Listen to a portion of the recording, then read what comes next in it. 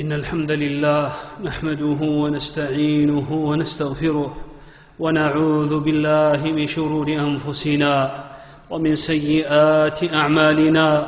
من يهده الله فلا مضل له ومن يضلل فلا هادي له، وأشهد أن لا إله إلا الله وحده لا شريك له، وأشهد أن محمدًا عبده ورسوله.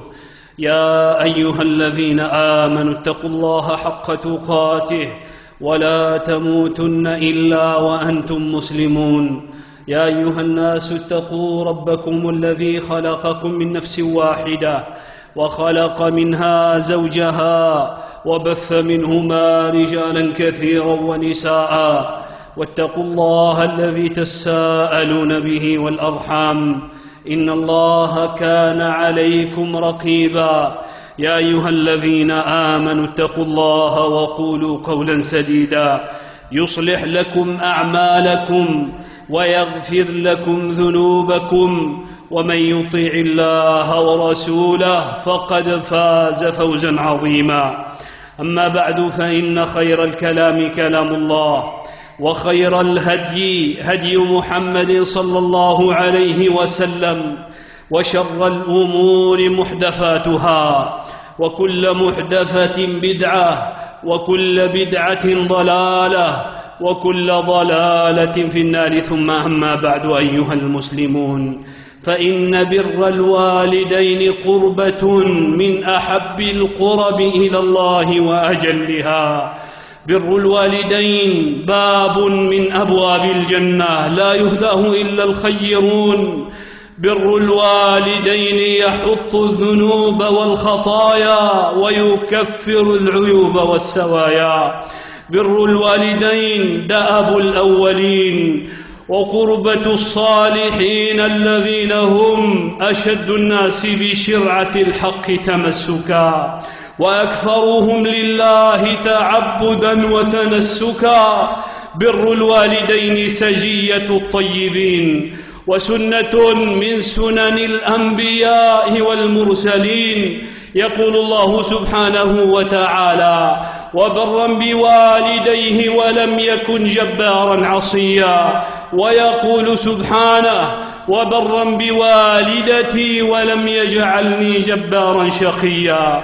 ويقول الله: رب اغفر لي ولوالدي ولمن دخل بيتي مؤمنا وللمؤمنين والمؤمنات ولا تزيد الظالمين إلا تبارا.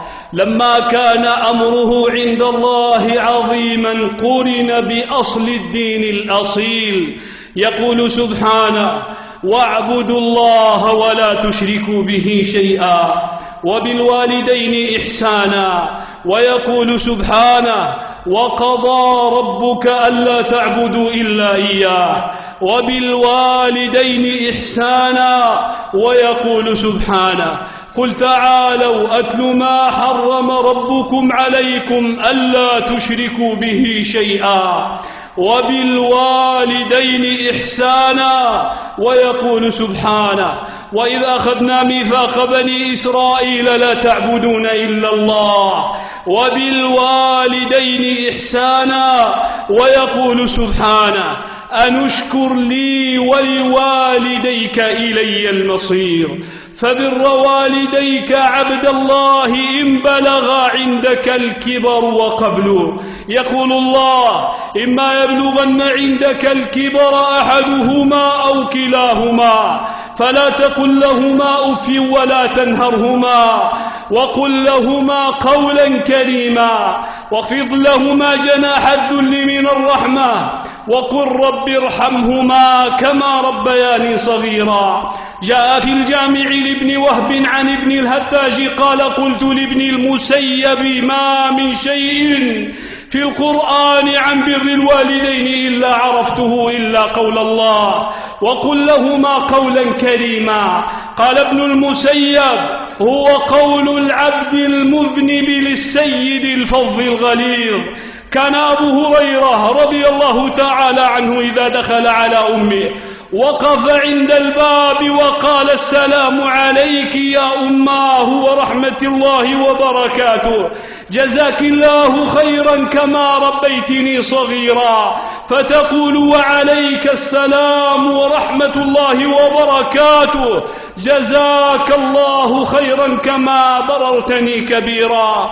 أحسنوا إلى والديكم أيها المسلمون، فما على وجه الأرض من أحد أولى وأحق من أن تفوا له بعهده ولا أن تجازه بالإحسان إحسانا من آبائكم وأمهاتكم. ذكر البخاري في الأدب المفرد عن سعيد بن أبي بردة يحدث عن أبيه أن عبد الله بن عمر شهد رجلا يمانيا يطوف بالبيت وقد حمل أمه على ظهره وهو يقول: إني لها بعيرها المذلل، إن أذعرت ركابها لم أذعر. فقال لابن عمر: أو تراني جزيتها حقها؟ قال: لا، ولو بزفرة واحدة. عين الجهد والتعب، قطع الفيافي والقفار راجلا يحمل أمه على ظهره، لا ناقة له ولا بعير، إنما هو الضنك والنصب والجد في المسير. قال: هل أديتها حقها؟ قال: لا، ولا بعشر معشار حقها. يقال هذا لطيب طاهر، فكيف يقال لفاسق فاجر يسب ويشتم ويلعن ويضرب والديه؟ أسخطهما فسخط الله عليه. أنى تفتح له أبواب الجنة إلا ما شاء ربه. يقول النبي صلى الله عليه وسلم كما في سنن الترمذي وغيره من حديث عبد الله بن عمر: رضا الله في رضا الوالدين وسخطه في سخطهما. وفي سنن ابن ماجه عن عبد الرحمن السلمي قال: إن رجلا منا أمرته أمه أن يتزوج، فلما تزوج أمرته أن يفارقها، فارتحل إلى أبي الدرداء رضي الله عنه فسأله، فقال: ما أنا بالذي آمرك أن تطلق، ولا بالذي آمرك أن تمسك. سمعت رسول الله صلى الله عليه وسلم يقول: الوالد أوسط أبواب الجنة، الوالد أوسط أبواب الجنة، فاحفظ هذا الباب إن شئت أو ضيعه، فاحفظ هذا الباب إن شئت أو ضيعه. قال: فرجع الرجل ففارقها. وفي السنن كذلك عن معاوية بن جاهمة السلمي قال: أتيت رسول الله صلى الله عليه وسلم فقلت: يا رسول الله، إني أردت الجهاد معك أبتغي بذلك وجه الله والدار الآخرة، إني أردت الجهاد معك أبتغي بذلك وجه الله والدار الآخرة. قال: ويحك أحية أمك؟ قال: ويحك أحية أمك؟ قال: نعم. قال: ارجع فبرها. قال: فأتيته من الجانب الآخر فقلت: يا رسول الله، إني أردت الجهاد معك أبتغي بذلك وجه الله والدار الآخرة. قال: ويحك أحية أمك؟ قال: نعم. قال: ارجع فبرها. قال: فأتيته من أمامه فقلت: يا رسول الله، إني أردت الجهاد معك أبتغي بذلك وجه الله والدار الآخرة. قال: ويحك أحية أمك؟ قال: نعم. قال: الزم رجلها فثم الجنة، الزم رجلها فثم الجنة.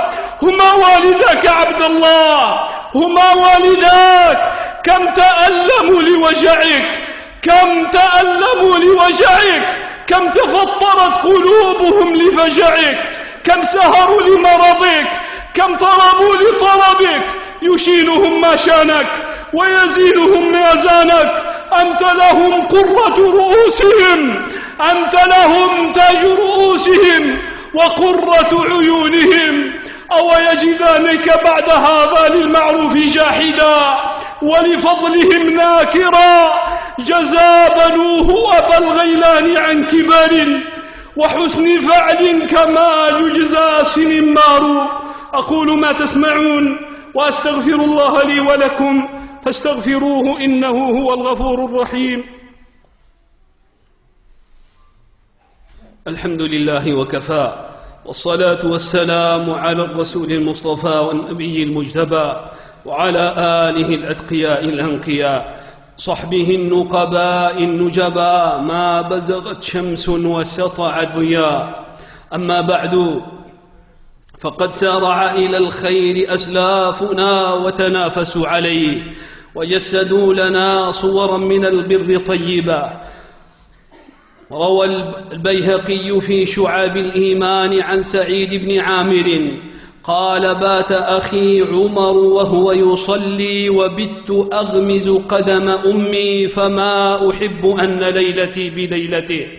وروى الدينوري في المجالسة وجواهر العلم عن عامر بن عبد الله بن الزبير قال: مات أبي فما دعوت الله حولا كاملا إلا العفو عنه، ما سألت الله حولا كاملا إلا العفو عنه. ويقول سعيد بن جبير كما في البر والصلة للمروزي قال: إن الرجل ليرفع بدعاء ولده له وقال بيده هكذا. يقول أبو حنيفة: أمرتني أمي أن أذهب إلى عمر بن ذر لأجل مسألة فأسأله، فقال: أومثلك يسألني؟ قال: إن أمي قد أمرتني. قال: أخبرني كيف الجواب حتى أخبرك؟ قال: فأخبرته الجواب فأخبرني فأتيتها فأخبرتها. وقال: استفتتني أمي يوما عن شيء فأفتيتها فلم تقبل، وقالت: لا أقبل إلا قول زرعة الواعظ. فجئت بها زرعة فقلت: إن أمي تسأل عن كذا وكذا. فقال: أنت أعلم وأفقه مني فأفتها. قال: أفتيتها بكذا وكذا. فقال: القول ما قال أبو حنيفة فرضيت. وفي العقد الفريد عن حيوة بن شريح قال: أنه كان يقعد في حلقته يعلم الناس، فكانت أمه تأتيه وتقول: يا حيوة قم فألق الشعير إلى الدجاج، فيترك المجلس ويذهب لأمر أمه. وذكر ابن خليكان كما في وفيات الأعيان أن زين العابدين علي بن الحسين عليه رحمة الله كان من أبرد الناس بأمه، فقيل له: إنك من أبرد الناس بأمك ولسنا نراك تأكل معها في صحبة واحدة. قال: إني أخاف أن تسبق يدي إلى ما سبقت إليه عينها فأكون قد عققتها. نعم، هذه أخبار من سلف وغبر، وإن فيها لذكرى لمن الذكر، وعظة وعبرة لمن اتضعظ واعتبر. تشبهوا إن لم تكونوا مثلهم، إن التشبه بالكرام فلاح. اللهم اغفر لنا ولآبائنا وأمهاتنا، اللهم اغفر لنا ولآبائنا وأمهاتنا، اللهم اغفر لنا ولآبائنا وأمهاتنا ولمشايخنا ولمن له حق علينا. اللهم اشف مرضانا وعاف مبتلانا وارحم موتانا وموتى المسلمين. اللهم اغفر للمؤمنين والمؤمنات الأحياء منهم والأموات، إنك سميع قريب مجيب الدعوات. وصل اللهم على محمد وعلى آله وصحبه وسلم تسليما كثيرا.